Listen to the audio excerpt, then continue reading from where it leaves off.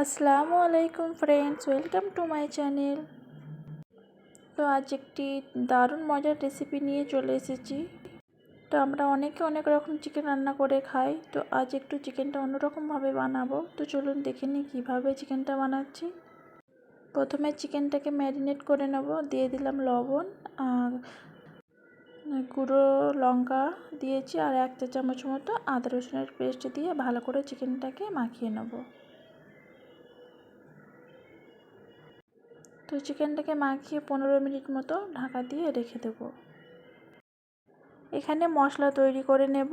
তো মশলা তৈরি করার জন্য নিয়েছি দই, টক দই 150 গ্রাম, দিয়ে দিলাম গুঁড়ো লঙ্কা 1 চা চামচ, ধনিয়া জিরে 1 চা চামচ, হলদে পাউডার 1 চা চামচ, আর এখানে দিলাম কাশ্মীরি রেড চিলি পাউডার 1/2 চা চামচ মতো। তো কাশ্মীরি রেড চিলি পাউডার দিলে চিকেনের রঙটা খুব সুন্দর আসার জন্য দিলাম, আপনারা চাইলে নাও দিতে পারেন। তো ভালো করে মশলাটা মিক্স করে নিচ্ছি। তো দইয়ের কোনো লাম্পস না থাকা অবধি তো ভালো করে ফাটিয়ে নিচ্ছি। দেখুন, বুঝতেই পারছেন কতটা স্মুথ হয়ে গেছে। তো মশলাটা তৈরি করে নেবার পরে গ্যাস চুলো অন করে একটি কড়াই বসিয়ে দিয়েছি। কড়াইটা গরম হয়ে যাবার পরে দিয়ে দিলাম 1/2 কাপ মতো তেল। এটা সাদা তেল। তেলটা গরম হয়ে যাবার পরে দিয়ে দিলাম কুচিয়ে রাখা পেঁয়াজ। এখানে 2 থেকে 3টে পেঁয়াজ নিয়েছি। তো পেঁয়াজটা আপনারা নেবেন মাংস হিসাবে, কম বেশি মাংস থাকলে পেঁয়াজের কম বেশি করে দেবেন। তো পেঁয়াজটাকে তেলে দেবার পরে 1 থেকে 2 মিনিট মতো ভেজে নেব।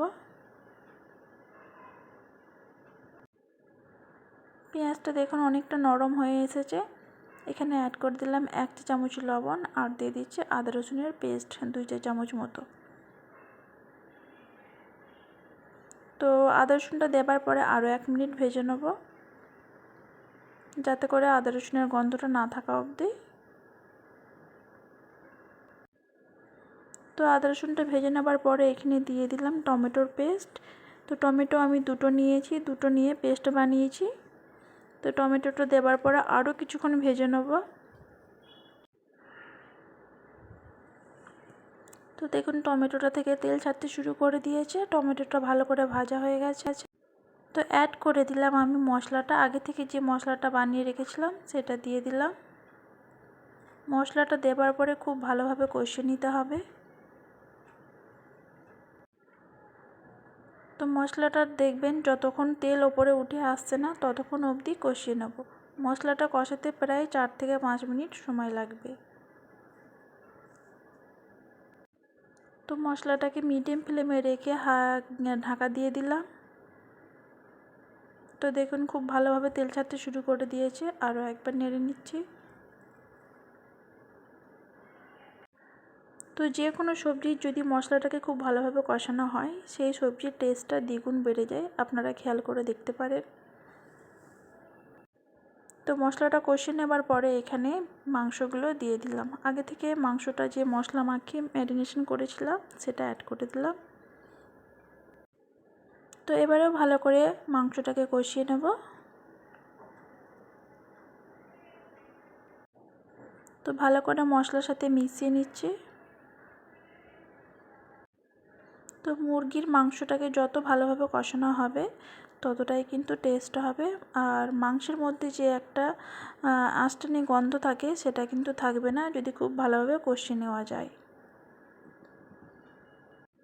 তো মিডিয়াম ফ্লেমে রেখে আবারও ঢাকা দিয়ে দিলাম বেশ কিছুক্ষণের জন্য। তো ঢাকা খুলে নিলাম, দেখুন অনেকটা মাংসটা তেল তেল ওপর দিকে ভেসে উঠেছে। তো আবারও বেশ কিছুক্ষণ কষিয়ে নেব। তো মাংসটার মধ্যে এখনও অবধি পানি দিইনি, মাংসের মশলাটা যেটা ছিল সেটা দিয়েই কষিয়ে নিচ্ছি।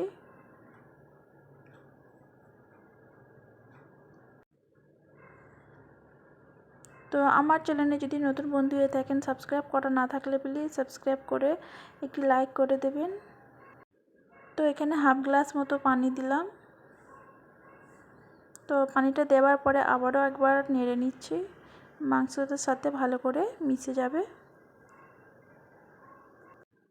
তো ভালো করে নেড়ে নেবার পরে আমি এখানে দিয়ে দিলাম একটা কাঁচা লঙ্কা আর একটা পাকা লঙ্কা।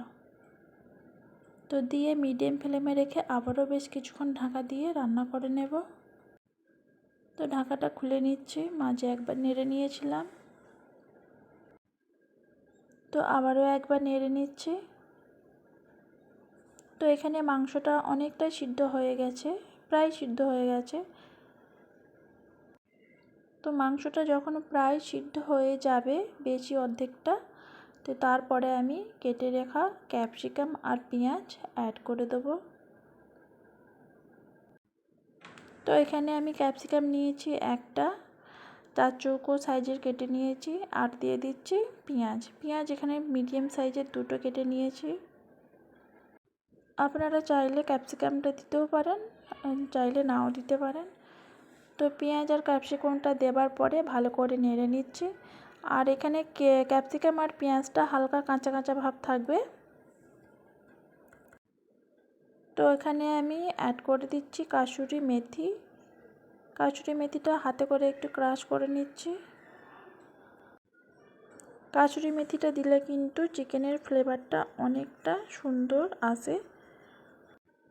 অনেক কারণে চিকেন খেতে অনেকে পছন্দ করে না, তো একবার এভাবে চিকেন বানিয়ে খেয়ে দেখবেন, আশা করছি আপনাদের ভালো লাগবে। তো সব কিছু দেওয়ার পরে আরও একবার মিশিয়ে নিচ্ছি। গ্যাসের ফ্লেমটাকে মিডিয়ামে রেখে 2 থেকে 3 মিনিট রান্না করে নেব। তো এখানে আমার চিকেন দো পেঁয়াজা রেডি হয়ে গেছে। গরম গরম পরিবেশন করে নিতে পারবেন, ভাত, রুটি, নান যে কোনোর সাথে আপনারা পরিবেশন করতে পারেন। তো আমার এই রেসিপিটা আপনাদের কাছে কেমন লেগেছে অবশ্যই বলবেন। ভালো লাগলে লাইক, কমেন্ট আর সাবস্ক্রাইব করবেন। তো ওপর থেকে হালকা করে কিছুটা ধনেপাতা কুচি দিয়ে দিলাম। তো চলুন পরিবেশন করে নিই। তো ভিডিওটিকে আর বেশি বড় করলাম না, আবারও নেক্সট কোনো ভিডিও নিয়ে চলে আসব। তো এতক্ষণ আমার সাথে থাকার জন্য অসংখ্য ধন্যবাদ।